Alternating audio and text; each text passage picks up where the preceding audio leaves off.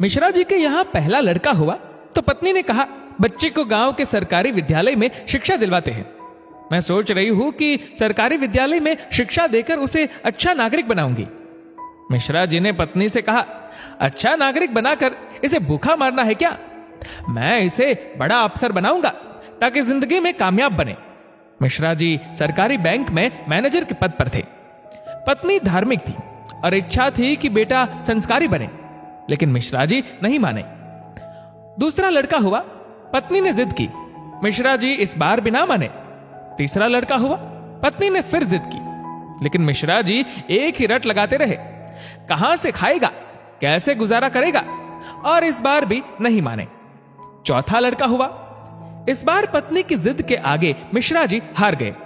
अंततः उन्होंने उसे सरकारी विद्यालय में शिक्षा दीक्षा दिलवाने के लिए भेज ही दिया। अब धीरे धीरे समय का चक्र घूमा। अब वो दिन आ गया जब बच्चे अपने पैरों पे मजबूती से खड़े हो गए।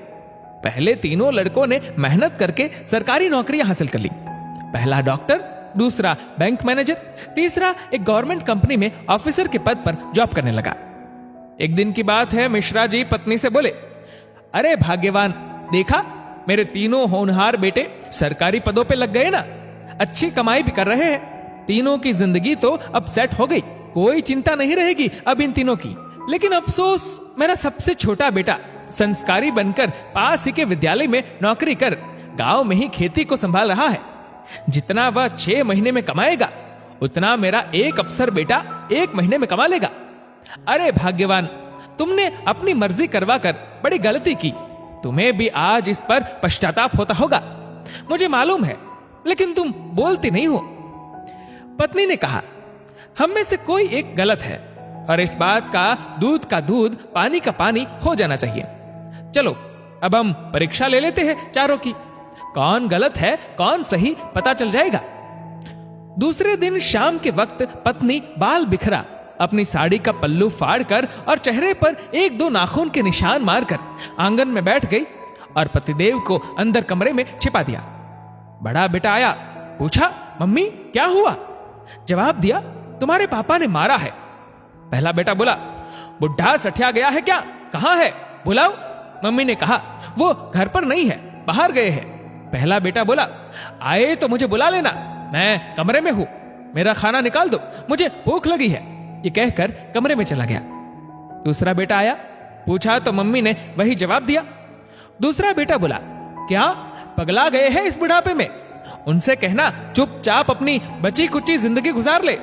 आए तो मुझे बुला लेना, और मैं खाना खाकर आया हूं, सोना है मुझे। अगर आए तो मुझे अभी मत जगाना, सुबह खबर लेता हूं उनकी। ये कहकर वो भी अपने कमरे में चला गया। तीसरा बेटा आया, वजह पता चलते ही वो तो आग बबूला हो गया। इस बुढ़ापे में अपनी औलादों के हाथ से जूते खाने वाले काम कर रहे हैं। इस बेटे ने तो मर्यादा की सारी हदें पार कर दी। इतना कह वो अपने कमरे में चला गया। मिश्रा जी अंदर बैठे बैठे सारी बातें सुन रहे थे। ऐसा लग रहा था कि जैसे उनके पैरों के नीचे से जमीन खिसक गई हो और उनके आंसू नहीं रुक रहे थे। किस तरह इन बच्चों के लिए दिन रात मेहनत करके इन्हें पाला पोसा, बड़ा आदमी बनाया, जिनकी तमाम गलतियों को मैंने नजरअंदाज करके आगे बढ़ाया, और ये ऐसा बर्ताव अब तो बर्दाश्त ही नहीं हो रहा। इतने में चौथा बेटा घर में ओम ओम ओम करते हुए अंदर आया। मां को इस हाल में देखा तो भागते हुए आया। पूछा तो मां ने अब गंदे गंदे शब्दों में अपने पति को बुरा भला कहा। तो चौथे बेटे ने मां का हाथ पकड़कर समझाया कि मां, आप पिताश्री की अर्धांगिनी हो, वो आपके बिना अधूरे है। अगर पिताजी ने आपको कुछ कह दिया तो क्या हुआ?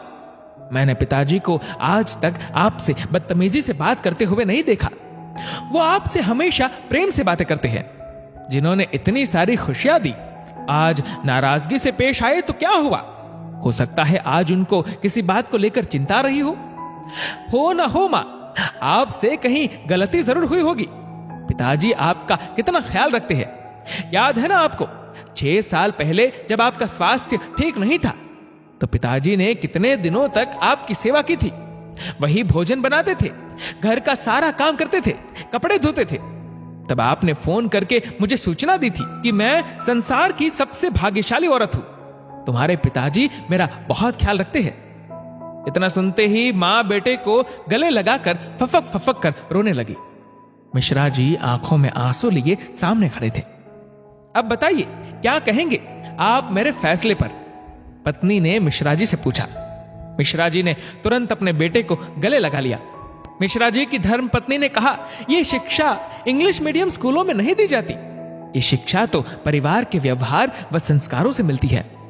अब मिश्रा जी को एहसास हुआ, जिन बच्चों पर लाखों खर्च करके डिग्रियां दिलाई वे सब तो नकली निकले। जीवन का अंतिम समय कैसे व्यतीत होगा, इसका फैसला आपका धन नहीं बल्कि आपके द्वारा किए गए व्यवहार और दिए हुए संस्कार तय करेंगे। दोस्तों, इस वीडियो को लेकर आपकी क्या राय है नीचे कमेंट करके जरूर बताएगा। और अगर आपको वीडियो अच्छा लगा हो तो इस वीडियो को लाइक करेगा, शेयर करेगा ज्यादा से ज्यादा लोगों तक, और ऐसी ही और भी इंस्पिरेशनल वीडियोस के लिए सब्सक्राइब करें हमारे यूट्यूब चैनल को और फेसबुक पर फॉलो करें हमारे पेज को। धन्यवाद।